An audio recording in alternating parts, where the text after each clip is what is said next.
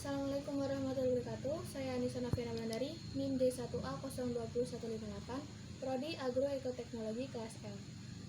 Di sini saya akan mempresentasikan hasil tugas saya guna memenuhi tugas mata kuliah dasar-dasar manajemen yang diambil oleh Dr. Insinyur Ira Wahyuni MP. Fungsi perencanaan atau planning. Perencanaan adalah proses terpenting dari semua fungsi manajemen karena tanpa perencanaan fungsi-fungsi lain seperti fungsi pengorganisasian, pengarahan, dan pengontrolan tak akan dapat berjalan. Rencana informal adalah rencana yang tidak tertulis dan bukan merupakan tujuan bersama anggota suatu organisasi. B. Tujuan perencanaan. Tujuan perencanaan di dalamnya menggambarkan lingkungan di mana perencanaan berlangsung.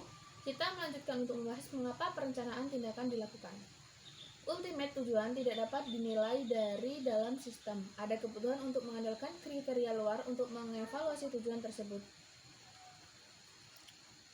Yang C. Proses perencanaan. Perencanaan dimulai dari perumusan tujuan, pengumpulan data, kemudian data-data tersebut dianalisis, membuat alternatif dan konsep, kemudian diimplementasikan dan akan menghasilkan tujuan baru. Perumusan tujuan dapat dicapai bila ada kecukupan data atau representasi dan kejelasan yang terukur atau spesifik, meliputi aspek atau substansi dan ruang atau lokasi.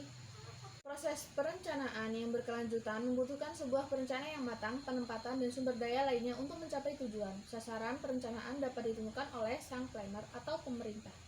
Perencanaan dibuat berdasarkan data yang pertama, satu, relevan dengan tujuan, aspek, ruang, waktu, dan sumber dana.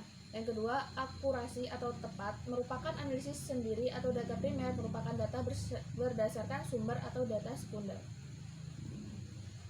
D. Manfaat perencanaan.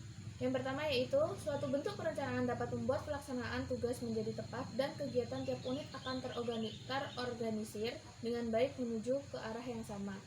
Yang kedua, suatu perencanaan yang disusun dari penelitian yang akurat akan menghindarkan kesalahan-kesalahan yang mungkin terjadi. Yang ketiga, suatu perencanaan memuat standar atau batasan tindakan dan biaya akan memudahkan pelaksanaan pengawasan pos. Yang keempat, perencanaan bisa dipakai sebagai pedoman untuk melaksanakan kegiatan sehingga aparat pelaksana mempunyai irama atau gerak dan pandangan yang sama untuk mencapai tujuan perusahaan. E. Fungsi perencanaan.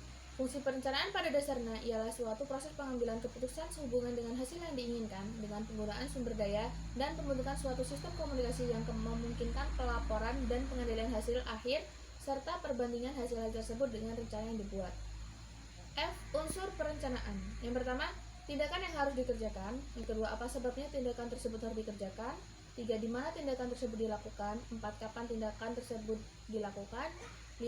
Siapa yang akan melakukan tindakan tersebut. Dan 6. Bagaimana cara melaksanakan tindakan tersebut. Alasan diperlunya perencanaan ada dua. Yang pertama, protective benefits dari pengurangan kemungkinan terjadinya kesalahan dalam pembuatan keputusan. Yang kedua, positive benefits dalam bentuk meningkatnya sukses pencapaian tujuan hubungan organisasi.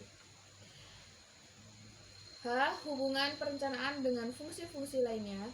Dalam banyak hal, perencanaan adalah fungsi yang paling besar dan meresap ke seluruh fungsi-fungsi manajemen lainnya.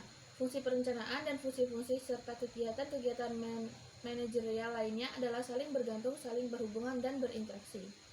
Terima kasih. Wassalamualaikum warahmatullahi wabarakatuh.